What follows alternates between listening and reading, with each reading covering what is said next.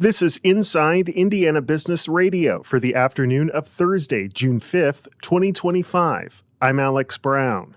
Vincennes-based AgroRenew says it is facing potential challenges toward the construction of its planned bioplastics manufacturing facility due to President Donald Trump's tariffs. CEO Brian Southern says the tariffs are significantly increasing the project's expenses, particularly when it comes to the purchase of specialized processing equipment from European suppliers. We've been monitoring this pretty closely, but it still continues to be an area of concern for our suppliers because they don't know if tomorrow there's going to be a new tariff that impacts their ability to ship into this country. The company is planning to build a 196,000 square foot facility designed to transform crop waste from Knox County melon farms into 100% biodegradable plastics. The company is seeking a waiver to avoid the impact of the tariffs in order to begin construction in August. Franciscan Health Lafayette has announced plans to build a nearly $26 million freestanding emergency department in West Lafayette. The facility will be located on the same grounds as the Franciscan Health Hospital and bring about 40 jobs when complete in 2027.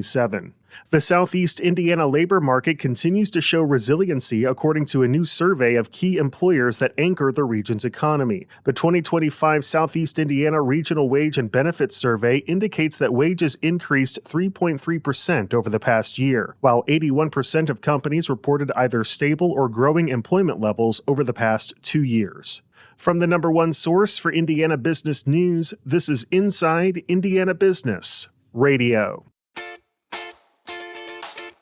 To succeed, you need to stay informed. You need to be engaged.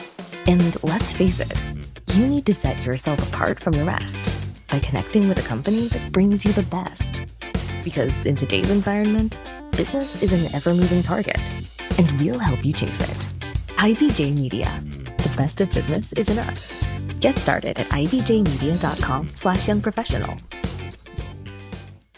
More than 250 students in Indiana University's Kelley Direct Online MBA program recently worked with Bloomington-based Origin Studio to develop solutions for real-world business challenges during a week-long intensive case competition. The event brought together 48 teams of MBA students to analyze and propose strategies for Origin Studio, which designs and manufactures accessory dwelling units aimed at addressing the housing affordability crisis in states like California. Professor Will Gagan. Typically, the client has to have a problem that they want solved. They need to be able to present information that they're comfortable sharing. They need to have something that doesn't involve a huge, learning curve.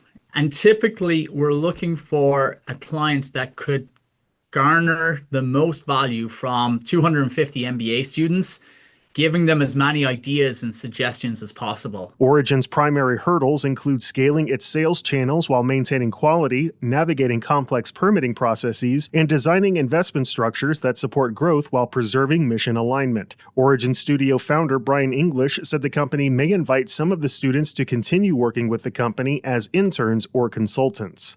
A new solar pergola at St. Peter Claver Catholic Worker in South Bend is helping the nonprofit cut energy costs and reinvest savings into community work, thanks to a collaborative project partially funded by the city of South Bend. The 6.9 kilowatt solar array, made up of 20 panels atop a wooden pergola at the nonprofit's Women's House, will offset approximately 45% of the home's annual electricity use. The nonprofit says the project exemplifies how local organizations can benefit from the city's energy assistance and solar savings initiative. After exactly 1 year on the construction driving range, Indiana Golf celebrated the opening of its new headquarters today. The 13,000 square foot Pete and Alice Dye Indiana Golf Center includes office space, the Indiana Golf Hall of Fame, and a short game practice facility. It's located at the Fort Golf Resort at Fort Benjamin Harrison State Park in Indianapolis. Indiana Golf Executive Director Mike David. I think the space is going to give us more exposure, honestly. We've already seen that to a large degree through the capital campaign kickoff and the groundbreaking, and now the grand opening.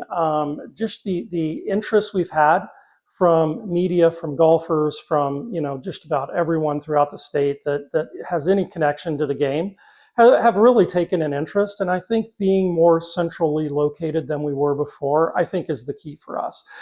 And obviously having a fantastic facility. I can't imagine there's another golf association or PGA section in the country that has a space we've had. A groundbreaking for an indoor youth academy building is scheduled for later this summer. It will be used for the First Tee program and PGA Hope, a national program that works with veterans. Journalist and historian Alilia Bundles is this week's guest on the Business and Beyond podcast with Gary Dick, presented by PNC, a weekly conversation with high-profile Hoosiers in business, sports, and entertainment, and beyond. Available now from your favorite podcast provider.